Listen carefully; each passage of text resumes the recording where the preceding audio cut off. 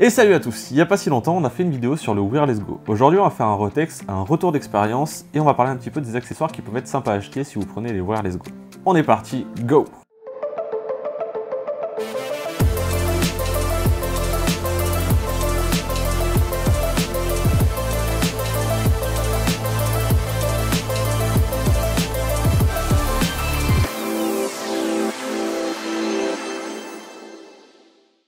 Depuis que j'ai acheté les Wireless Go, je m'en suis servi sur à peu près tous les tournages, ça doit faire à peu près une cinquantaine de productions, et franchement, c'est hyper bien. Il y a quelques petits défauts, mais dans l'ensemble, c'est super bien. La portée est plus que correcte, on peut en avoir deux qui fonctionnent en même temps sans aucun souci. Le seul petit bémol, c'est la batterie. Alors la batterie, en fin de journée, si vous tournez vraiment toute la journée, ça devient un peu limite. À mon avis, ça vaut le coup d'en acheter une paire en plus pour en faire charger deux pendant qu'on utilise les autres, et vice versa.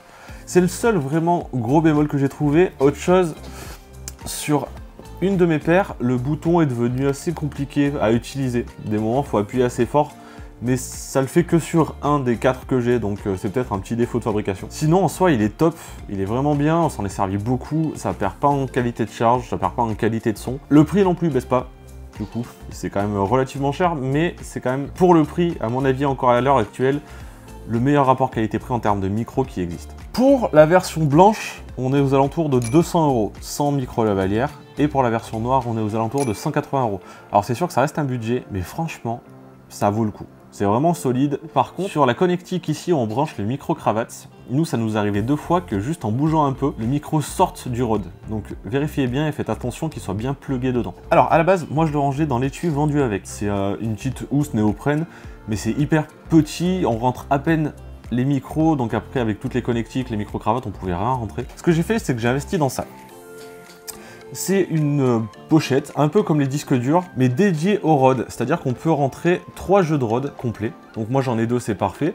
Quand je bosse avec quelqu'un d'autre, notamment Thomas d'Infiniment Création, qui en a aussi, on peut en embarquer 3 dans la même pochette. Et c'est vraiment top. Derrière, on a une petite poche extensible où je range 2 micros, 2 petits câbles comme ça pour le connecter. Et quand j'embarque aussi un de plus de ceux de Thomas notamment, et ben je peux les rentrer aussi et du coup on embarque 3 micros, tous les câbles et 3 rods seulement là-dedans. Ça vaut une vingtaine d'euros sur Amazon. Franchement, c'est vraiment top.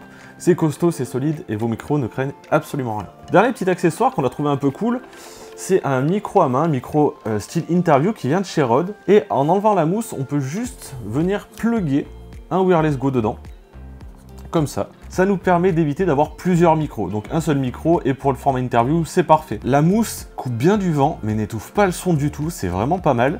Ça vaut une vingtaine d'euros. Alors, quand je l'ai acheté, j'ai eu peur que ce soit un peu cheap. Honnêtement, le manche a l'air relativement costaud. Toutes les attaches sont bien faites, bien calibrées. Ça s'emboîte parfaitement. Il y a juste la mousse à faire attention dans les transports parce que si elle reste un peu écrasée, elle va garder la forme. Donc faites attention, trouvez une petite boîte pour la ranger.